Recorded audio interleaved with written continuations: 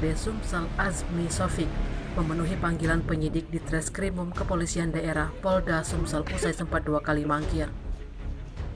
Pantauan di lapangan anggota DPRD Sumsel itu dari fraksi Demokrat mendatangi ruang penyidik Unit 5 Subdit Jatan Ras Polda Sumsel semenjak pukul 15.25 waktu Indonesia Barat.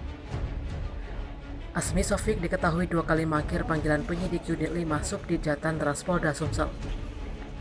Sebagaimana diketahui, kasus tersebut mencuat sejak laporan pada 26 Januari 2023 yang dilayangkan oleh Eko Pujianto, warga Belitang, Kabupaten Ogan, Komering Ulu Timur. Eko Pujianto yang mendatangi Sentra Pelayanan Kepolisian Terpadu atau SPKT Polda Sumsel setelah merasa ditipu dengan perekrutan tenaga pendamping perikanan dan pertanian untuk ditempatkan di wilayah Okut dengan memberikan sejumlah uang sebagai mahar dengan terlapor Azmi Sofik.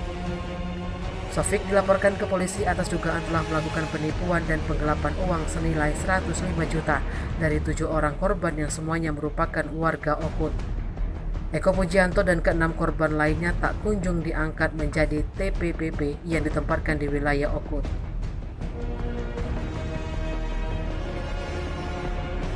Terkait pemeriksaan terhadap Azmi Sofik itu dibenarkan oleh kuasa hukumnya yakni Tabrani. Menurutnya klien itu hingga kini masih menjalani pemeriksaan.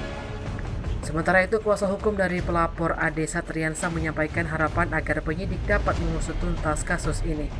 Selain itu Ade juga meyakini bahwa penyidik dapat bekerja secara profesional dan sesegera mungkin menaikkan status perkara dari penyelidikan ke tingkat penyidikan.